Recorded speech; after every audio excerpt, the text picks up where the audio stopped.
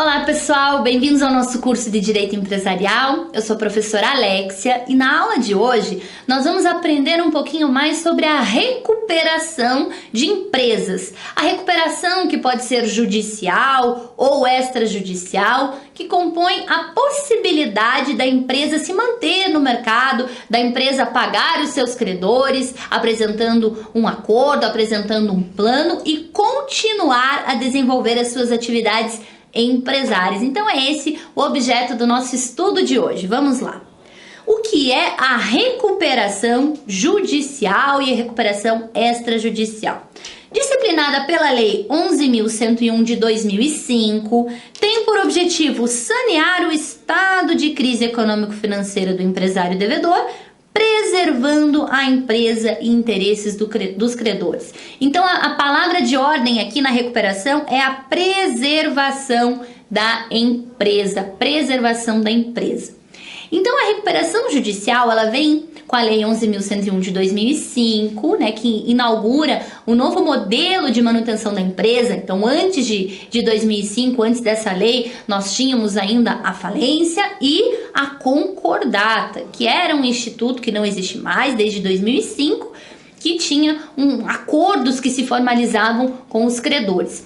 Vem a Lei 11.101 de 2005 e determina que a falência se mantém, que a gente não vai falar da falência na aula de hoje, mas a falência se mantém, há uma possibilidade, mas cria-se com a Lei 11.101 uma nova possibilidade, que é a recuperação da empresa. Então, nessa recuperação, qual que é a diferença? Na falência, não tem como questionar. Falência é afastar o devedor, inabilitá-lo para o exercício da atividade empresária, vender tudo que ele tem, pagar os credores conforme a lei determina que sejam pagos e acabou. Não tem discussão. Recuperação de empresas é diferente. Recuperação de empresas, a empresa continua a desenvolver as suas atividades empresárias. O objetivo não é a extinção da empresa, o objetivo é o quê? É tentar um acordo, apresentar um plano de recuperação. Então, como que eu vou poder pagar os meus credores? Eu vou fazer um parcelamento, eu vou fazer uma transferência de ações, eu vou pagar com bens. E se os credores aceitarem, eu continuo na minha atividade empresária, vou pagando conforme esse plano e me restabeleço na minha crise econômico-financeira. Então, essa é a grande diferença. Então, a recuperação é preservar a empresa. Eu não vou afastar o empresário, eu não vou inabilitá-lo para a prática da atividade empresária. O que eu vou fazer? Eu vou manter a atividade empresária. Vamos lá. Requisitos para a recuperação. Então, nós temos como requisitos, lá no artigo 51 da 11.101. Primeiro, exercício regular da atividade empresária há mais de 2 anos. Então, para requerer a recuperação, eu preciso ter no mínimo 2 anos de atividade empresária regular. Segundo requisito, não ter sido falido. Não posso ter sido falido para obter a concessão da minha recuperação judicial. Terceiro requisito, não posso ter obtido a concessão de recuperação judicial há menos de 5 anos. E quarto requisito, não posso ter sido condenado por crime falimentar. Preenchi esses 4 requisitos, posso pedir a recuperação da minha empresa. Créditos sujeitos à recuperação. O que eu posso incluir nesse meu plano de recuperação? Todos os créditos existentes na data do pedido, ainda que não vencidos. Então, créditos vencidos e créditos vincendos. Exceto o que? Importantíssimo. Credores fiscais, fiduciários, arrendatário, titular de reserva de domínio, adiantamento de contrato de câmbio para exportação. Então, olha a dica básica para a recuperação de empresas. Se você tem um cliente que te procura querendo recuperar a empresa, mas ele está com uma série de dívidas tributárias, por exemplo, ele está devendo imposto de renda, ele está devendo uma série de tributos, mas quer continuar a atividade empresária, a recuperação não é a saída para ele, porque olha aqui, créditos fiscais estão fora da recuperação. Então ele pode se recuperar com créditos quirografários, com créditos trabalhistas muitas vezes, mas créditos fiscais fora da recuperação. Então vai ter que tentar uma outra medida junto ao fisco, mas créditos fiscais aqui na recuperação não dá. Vamos lá. Então nós temos, na verdade, 3 hipóteses de recuperação. A recuperação judicial ordinária, que é a recuperação comum, a mais utilizada.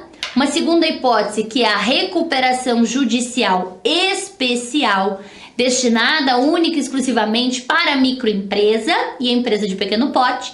E nós temos a recuperação extrajudicial. Então são 3 formas de recuperação. Vamos começar com a recuperação judicial ordinária.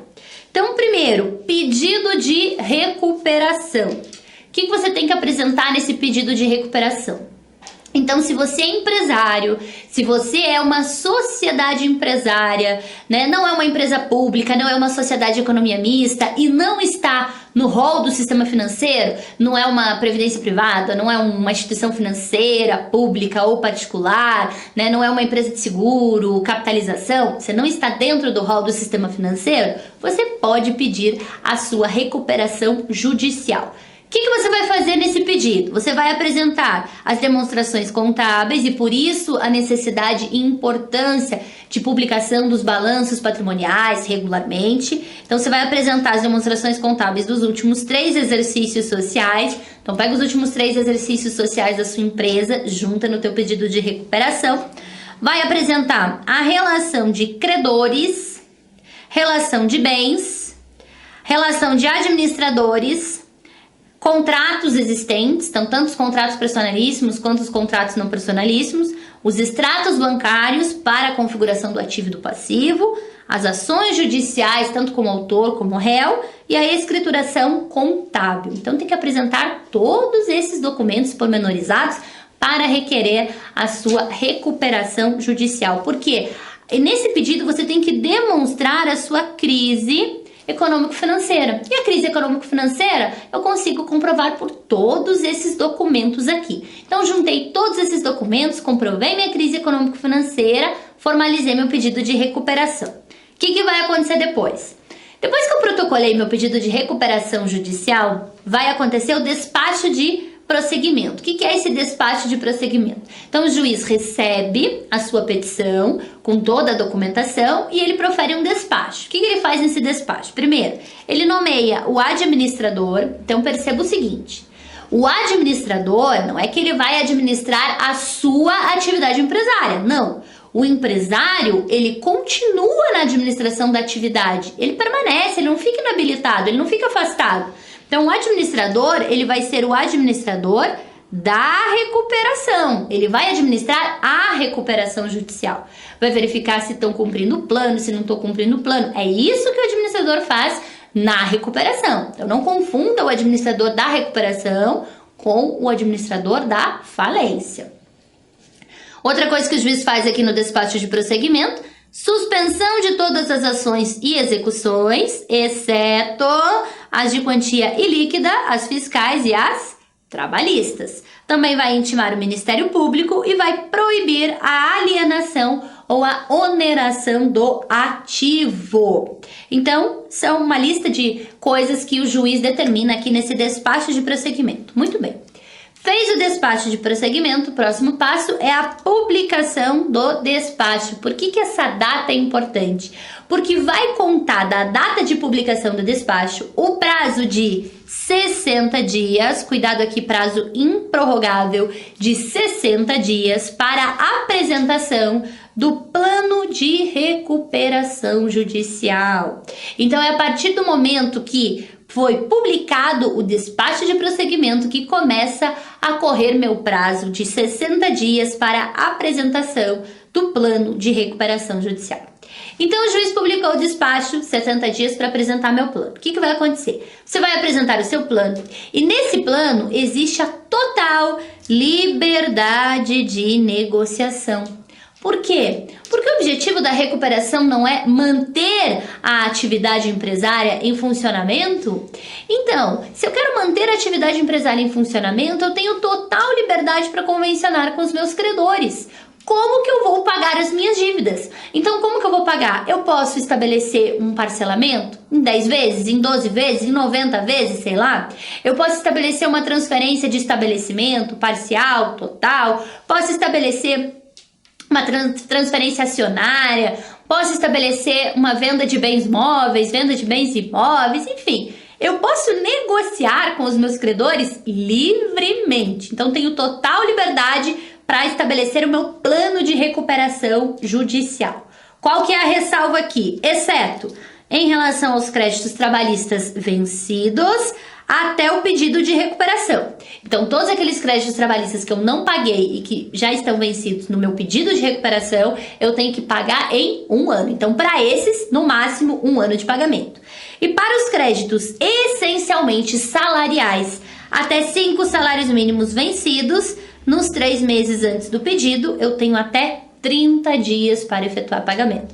Então, se a sua dívida não se encontrar nessas duas hipóteses de ressalva, você tem total liberdade para pagar como você quiser, desde que, claro, os credores concordem com o seu pagamento, com o seu plano de recuperação. Se for crédito trabalhista vencido, até 1 ano para pagar. Se for crédito essencialmente salarial vencido nos 3 últimos meses, até 30 dias para pagar. Muito bem. Aí você apresentou o plano e vai acontecer a manifestação dos credores. Os credores vão ter 30 dias para se manifestar sobre o plano. Se não houver objeção, o que vai acontecer? Nenhum credor se manifestou contrariamente ao teu plano, o juiz concede a recuperação. Se algum credor teve objeção, o juiz vai convocar a Assembleia Geral de Credores e, convocando essa Assembleia Geral de Credores, em até 150 dias do despacho de prosseguimento, ele concede a recuperação se, cumulativamente, o quê? For aprovado por maioria simples dos credores titulares de créditos trabalhistas, independentemente do valor, for aprovado pelos credores titulares de créditos com garantia real, que representem mais da metade do valor total dos créditos com garantia real presentes em assembleia e pela maioria simples dos credores presentes desta categoria, e se aprovado pelos credores de créditos quirografários com privilégio especial geral, subordinados, que representem mais da metade do valor total desses créditos presentes em assembleia. Então, olhe que específica essa aprovação. Se você apresentou o plano e não teve objeção de credor nenhum, perfeito, o juiz concede a recuperação. Agora, se você apresentou o plano e teve objeção dos credores, naquele prazinho de 30 dias, o juiz vai convocar a Assembleia Geral de Credores em 150 dias depois do despacho de prosseguimento e tem que ter aprovação nesses 3 requisitos. Então, é bem difícil. Se houver objeção dos credores e o juiz tiver que convocar a Assembleia Geral de Credores, fica bastante complicado você receber a concessão da recuperação. Você tem que acumular essas três formas de aprovação aí, que é bastante difícil. Muito bem. Aí concedeu a recuperação judicial. O que vai acontecer? Bom, se o juiz concedeu a recuperação judicial, vai acontecer o cumprimento do plano. Você vai cumprir o plano conforme ele foi estabelecido. Você vai pagar da forma como foi convencionado. E por isso temos o administrador judicial para acompanhar o cumprimento desse plano. E cuidado! Caso haja o descumprimento de qualquer prazo ou descumprimento de qualquer cláusula desse plano, vai acontecer a convolução da sua recuperação judicial em falência. Então, descumpriu algum prazo, descumpriu alguma cláusula do plano, transforma a tua recuperação judicial em falência automaticamente. E, por fim, o encerramento da recuperação. Como é que acontece esse encerramento? Após o cumprimento de todas as obrigações que vencerem em até 2 anos da concessão. Então, o juiz concedeu a recuperação judicial, houve o cumprimento de todas as obrigações que se vencerem até 2 anos depois da concessão, encerramento da recuperação judicial ordinária. Então, bem tranquilo, esse é o passo a passo da recuperação judicial ordinária. Muito bem. Temos um segundo modelo de recuperação, que é a recuperação judicial especial, que vem prevista a partir do artigo 70, 71 e 72 da Lei 11.101. O que acontece nessa recuperação judicial especial? Ela tem esse nome especial porque ela é destinada a microempresa e empresa de pequeno porte. Então, vamos recapitular alguns conceitos básicos aqui. Microempresa, aquela que percebe até 360 mil por ano. E empresa de pequeno porte, aquela que percebe de 360 mil por ano a 3 milhões e 600 por ano. Então, microempresa, empresa de pequeno porte. Mas ela é um procedimento facultativo. Isso significa dizer que, se eu sou microempresa ou empresa de pequeno porte, eu posso pedir a recuperação judicial especial. Mas se eu não quiser pedir a recuperação judicial especial, eu posso pedir a recuperação judicial ordinária, que nós acabamos de ver? Posso sim. Então, eu posso fazer recuperação judicial especial ou ordinária. Se eu não sou microempresa ou empresa de pequeno porte, eu só posso fazer a ordinária. Vamos lá. Então, ela é destinada a microempresa e empresa de pequeno porte. E ela tem um procedimento simplificado, justamente porque empresa de pequeno porte e microempresa, pela própria letra do Código Civil, lá no artigo 970, ela sempre tem que ter um tratamento favorecido, simplificado, o diferenciado. Então, é um procedimento de recuperação mais simples, né? Menos formal, enfim.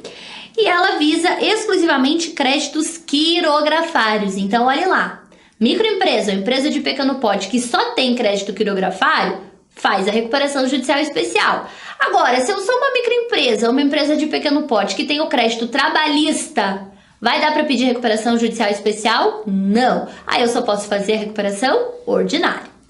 E tem um único meio de pagamento, uma única forma de efetuar o pagamento da recuperação judicial especial, que é como o parcelamento da dívida em até 36 vezes mensais, iguais e sucessivas, com a primeira para 180 dias a partir da distribuição do pedido.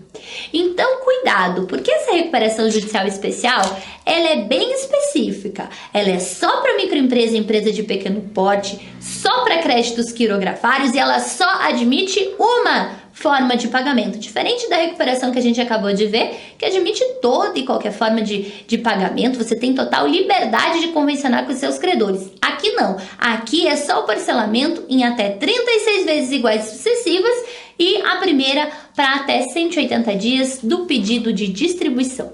Então, essa é a recuperação judicial especial, que a microempresa e empresa de pequeno porte podem fazer ou, se não quiserem, podem fazer a recuperação judicial ordinária tranquilamente.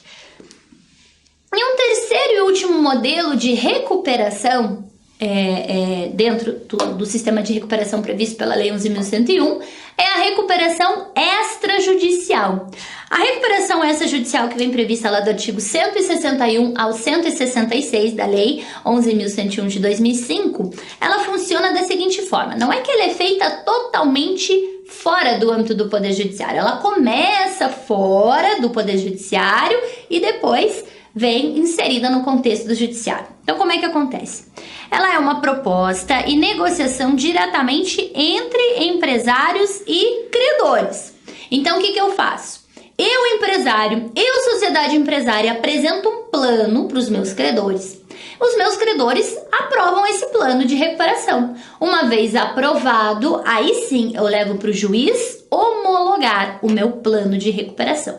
Então, em linhas gerais, essa é a recuperação extrajudicial. Eu convenciono com os meus credores primeiro e depois eu peço a homologação judicial. Então, ela é uma proposta de negociação diretamente entre empresário e credores.